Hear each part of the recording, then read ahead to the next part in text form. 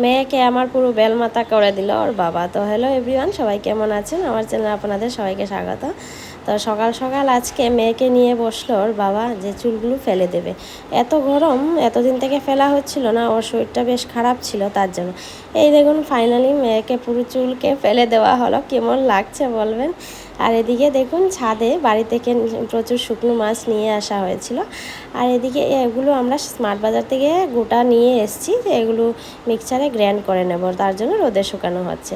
আর শুটকি মাছগুলোকে একটু রোদে শুকিয়ে নিলাম যাতে অনেক দিন খেতে পারি। আর এদিকে রোদের তাপটা দেখুন কত, ছাদে তো দাঁড়ানোই যাচ্ছে না। তো এদিকে আমি ফাইনালি দুপুরবেলা ডিউটিতে বেরিয়ে যাচ্ছি, প্রচণ্ড রোদ উঠেছে।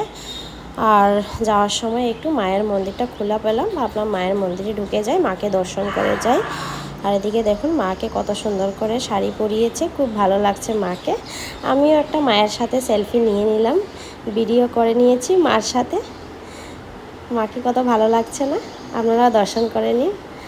আর এদিকে যাওয়ার পথে দেখলাম প্রচণ্ড গরমে এত বেচারা জল খেয়ে যাচ্ছে, আর একা একা এখানে দাঁড়িয়েই আছে, কি জানি ভাবতে থাকে। দেখুন বাকি হাঁসগুলো কত সুন্দর জলে সাঁতার কাটছে। আর এদিকে ফাইনালি ডিউটিতে চলে এলাম, ডিউটিতে এসে একটা ছোট্ট ভিডিও বানিয়ে নিলাম।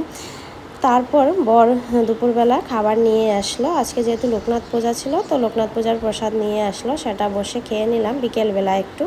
প্রসাদটা খুব দারুণ হয়েছে জানেন, খিচুড়ি ছিল, সাথে একটা মিষ্টি টমেটোর চাটনি ছিল। আর এদিকে রাতের বেলা প্রায় 9টা বাজে, তখন ডিউটি থেকে বেরিয়ে পড়লাম, তখন দেখছি আসার সময় দেখুন সেম জায়গায় হাঁসটা দাঁড়িয়ে আছে, যেখানে রেখে গেছিলাম ওই জায়গায়। এরা কি সারা রাত এখানেই থাকে জানি না, রাত তখন প্রায় 9:30, এখানেই দাঁড়িয়েছিল। এদিকে বর ফোন করলো আমাকে কোথায় আছে জিজ্ঞেস করতে। আর এদিকে দেখুন ছাতা ধরেছি, কারণ বৃষ্টিও পড়ছে একটু একটু টিপ টিপ করে।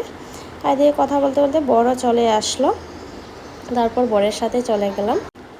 যাওয়ার সময় দেখলাম মায়ের মন্দিরটা বন্ধ হয়ে গেছে। তো এখন তাহলে বাড়ি চলে যাচ্ছি বন্ধুরা, টাটা।